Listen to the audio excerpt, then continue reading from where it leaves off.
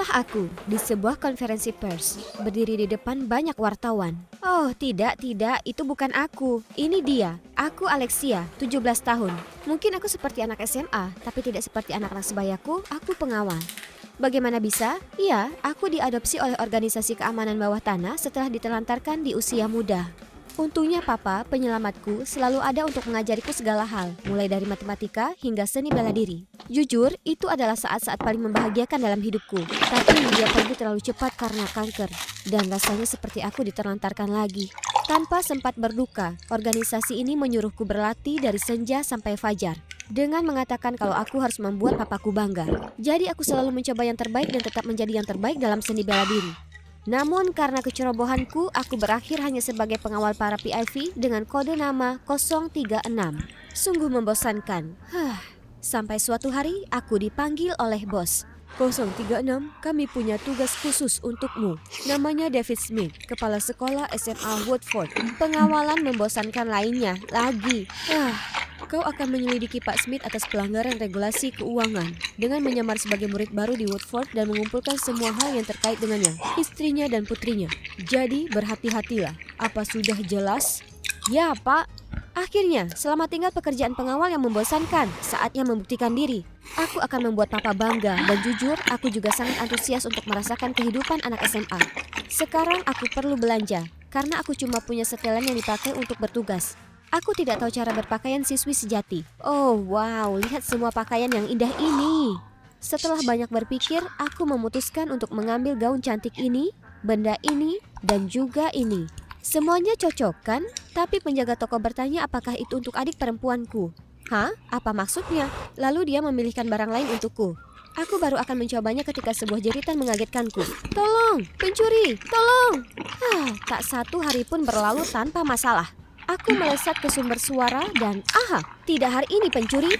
Apa kau gila? Aku bukan pencuri. Lepaskan aku. Tiba-tiba aku mendengar suara gedebuk dan melihat pria lain berbaju biru dijegal ke bawah oleh dua orang satpam.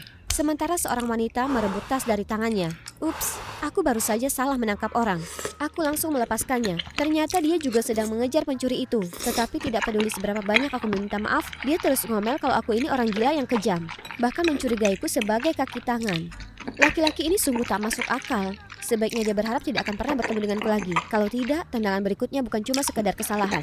Hari ini adalah hari pertamaku di sekolah. Penyamaranku sangat bagus. Bahkan aku tidak bisa mengenali diriku sendiri. Aku tidak mungkin ketahuan. Mulai sekarang aku akan menggunakan nama Alexia. Jauh lebih baik daripada 036 kan?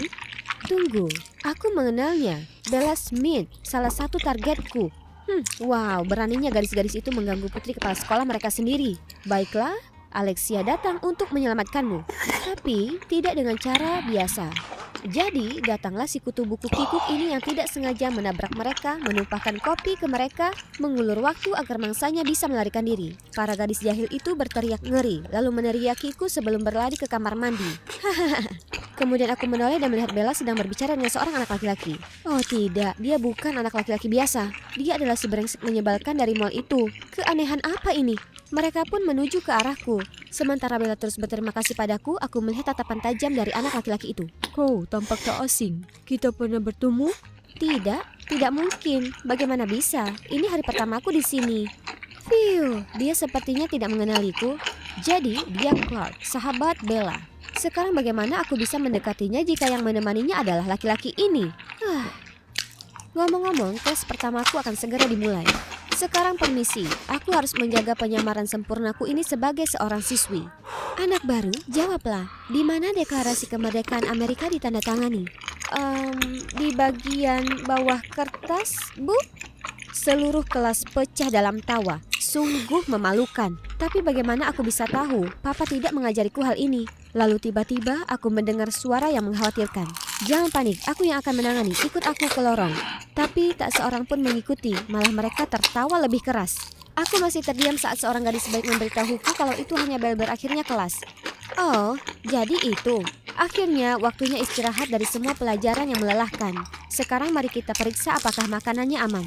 Oke, lulus. Aku baru saja akan memakan wortelnya. Lalu gadis-gadis jahil tadi muncul. Ya, makan itu. Itu akan membantu penglihatanmu yang buruk. Dan ini untuk mengotori bajuku. Lalu mereka melenggang pergi.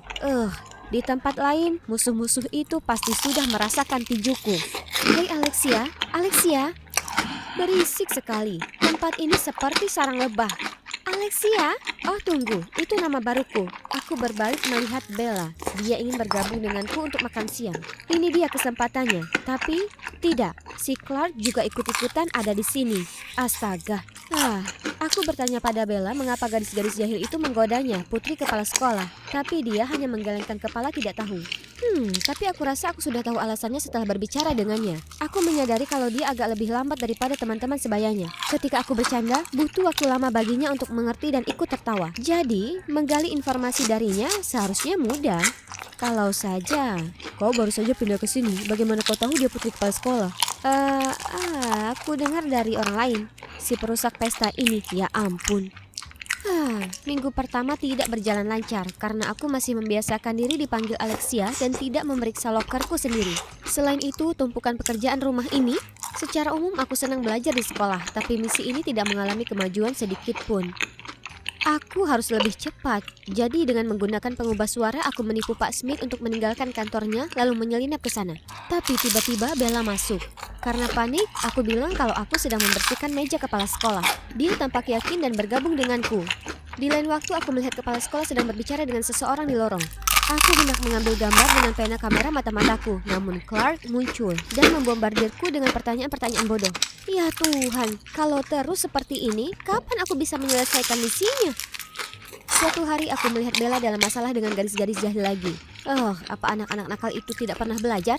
Ini sudah keterlaluan. Aku harus menyelesaikan masalah ini untuk selamanya. Jadi aku berlari mendekat dan dengan cepat menarik Bella menjauh, menyuruhnya untuk lari. Kemudian aku melancarkan tendangan terbangku yang terkenal bersama dengan beberapa tendangan sapuan depan. Dan gadis nakal itu terjatuh ke lantai dalam sekejap. Keadilan ditegakkan. Aku menepuk-nepuk tangan dengan penuh kemenangan. Tapi, apakah Clark baru saja menyaksikan semuanya? Orang ini terlalu mencurigakan. Dia mungkin akan merusak misi rahasiaku suatu hari nanti. Aku harus selidiki orang ini. Tidak butuh waktu lama bagiku untuk mengetahui bahwa dia bukan berasal dari keluarga kaya seperti kebanyakan siswa lainnya. Dia masuk ke sekolah bergengsi ini dengan beasiswa karena kepintarannya.